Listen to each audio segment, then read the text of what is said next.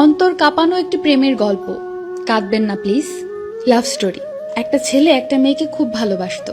একদিন মেয়েটা ছেলেটাকে ছেড়ে চলে যায়। কিছুদিন পর সেই মেয়েটা দেখা যায় অন্য একটি ছেলের সাথে রিক্সা করে ঘুরে বেড়াচ্ছে। অতঃপর পূর্বের ছেলেটি ক্ষিপ্ত হয়ে মেয়েটার বাসায় যায়।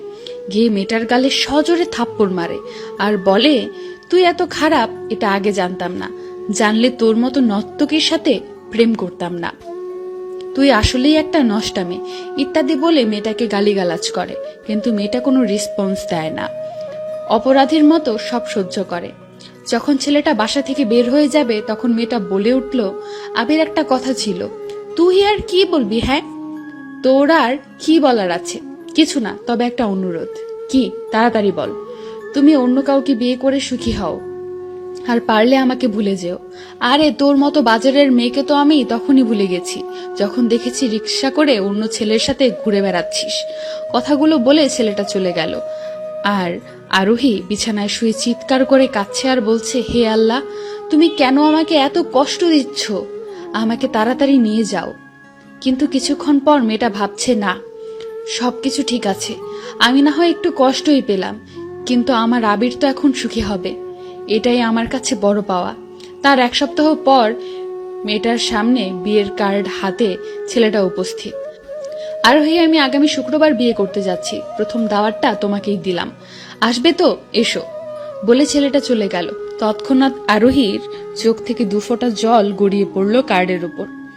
মেয়েটা উপরের দিকে তাকিয়ে বলছে, হে আল্লাহ, আমি আর পারছি না, আমি নিজের চোখে আবিরের বিয়ে দেখতে পারবো না, তুমি একটু সহায় হও।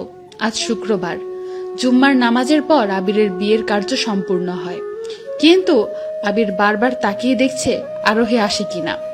আসলে আজকেও একটু অপমান করে মনের জ্বালাটা মেটানো যাবে, কিন্তু না, আরোহী আসেনি। একটা দুঃসংবাদ এসেছে, আরোহী এই দুনিয়াতে নেই। একটু আগে সে মারা গেছে। কথাটা শোনার সাথে সাথে আবির দৌড়ে চলে গেল আরোহীর বাসায়। গিয়ে দেখে তার আরোহী ঘুমিয়ে আছে, চিরজীবনের মতো ঘুমিয়ে আছে।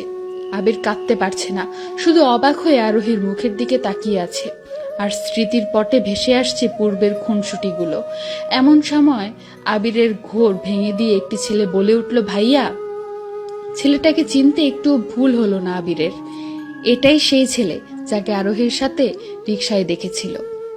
ছেলেটা আবিরের কাঁধে হাত রেখে বলেছে, ভাইয়া, আপনাকে এই চিঠিটা দিতে বলেছিল আরোহী আপু, পারলে একটু পড়ে নিয়েন। তৎক্ষণাৎ চিঠিটা উল্টিয়ে পড়তে লাগলো আবির। জানি তুমি অবাক হবে, কারণ যে ছেলেটা তোমাকে চিঠি দিল সে আমার ছোট ভাই রাফি। ও আমার মামাতো ভাই। কি করব বলো, আমি তো জানতাম না যে আমার শরীরের মরণ ব্যাধি ক্যান্সার আছে। জানলে কখনো তোমার সাথে প্রেম করতাম না।